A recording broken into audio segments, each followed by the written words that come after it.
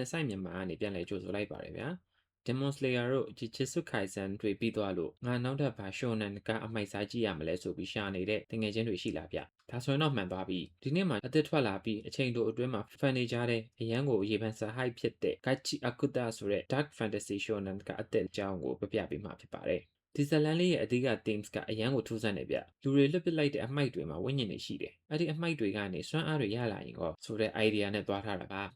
ကဲအသက်ဆန်းနေကြိုက်တဲ့တငယ်ချင်းတို့အတွက်ဂချီအကူတာရဲ့ကဘာကြီးတဲ့ကိုအတူတူဝင်ကြည့်လိုက်ရအောင်ဗျာဇလန်ရဲ့အဓိကဇက်ကောင်လေးနာမည်ကတော့ရူဒိုတဲ့သူကလူချမ်းသာတွေနေတဲ့ကောင်းငင်ဘောကမျိုးတော်ကြီးရဲ့အောက်ခြေရက်ကွက်ကလေးမှာနေရတဲ့ကောင်လေးပေါ့ကောင်းငင်ဘောကလူတွေကအောက်ခြေကလူတွေကိုလူရမသွင်းဘူးပြီးတော့သူတို့မလိုချင်တဲ့အမိုက်တွေကိုအောက်ခြေကတွင်းနဲ့ကြီး abyss ထဲကိုအမြဲတမ်းလွတ်ပြတ်တတ်ကြတယ်ရူဒိုကအဲ့ဒီလွတ်ပြတ်မဲ့အမိုက်တွေကိုပြန်ကောက်ပြီးပြင်ဆင်သုံးစွဲရတာကိုအရန်ကြိုက်နေတဲ့တဲ့ကောင်လေးတယောက်ပါဒါပေမဲ့တနေ့မှာတော့သူအရန်ချစ်ရတဲ့သူ့ကိုမွေးစားထားတဲ့အဖိုးအသက်ခံလိုက်ရတယ်အဆိုးဆုံးကတော့အဲ့ဒီလူတက်မှုကြီးကိုသူလောက်ပါတယ်ဆိုပြီးမတရားဆွဆွဲခံလိုက်ရတာပါပဲဗျာ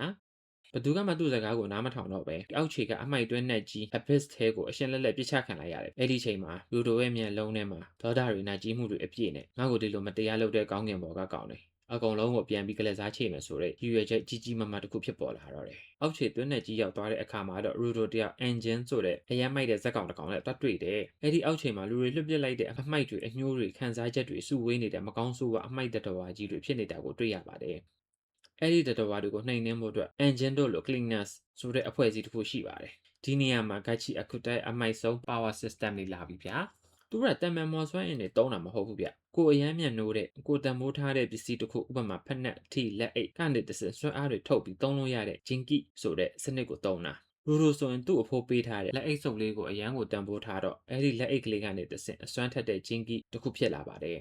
ရူဒိုတယောက်အဲ့ဒီ cleaners အဖွဲ့တွေကိုဝင်ပြီးအမိုက်တတော်ဝါတွေကိုရှင်းလင်းရင်းကောင်းကင်ဘဝလူတွေကိုဂလက်သားချေဖို့ဘလူတွေဆက်ကြိုးစားမလဲဆိုတော့ကဒီစကားရဲ့အဓိကဇက်အိမ်ပါပဲဒီကားကိုဘာလို့လုံးဝမဖြစ်မနေကြီးတဲ့နာလဲဆိုတော့ပထမဆုံးအချက်ကတော့ art style ပါပဲမူရဲမှန်ခါရွေးဆွဲတဲ့ခိုင်ဦးနာရာဆိုတာနာမည်ကျော် Fire Force နဲ့ Soul Eater ရေးတဲ့ဆရာကြီးအာဆွရှိအိုကူဘိုရဲ့တပည့်အရင်မှာဒါကြောင့်မလို့သူ့ art style ကရိုးရိုးကြီးမဟုတ်ပဲ gravity ဆန်ဆန် lambe hip hop ဆန်ဆန်နဲ့အရန်ကိုမိုက်ယူရဲဆန်လုံးပါတယ်ဒုတိယချက်ကတော့ဇက်ကောင်တွေက fight ပါပဲ main character Ruto ကတမန်ငါအားလုံးကိုကက်တယ်မယ်ဆိုတော့ innocent လူကောင်းလေးမဟုတ်ဘူးဗျ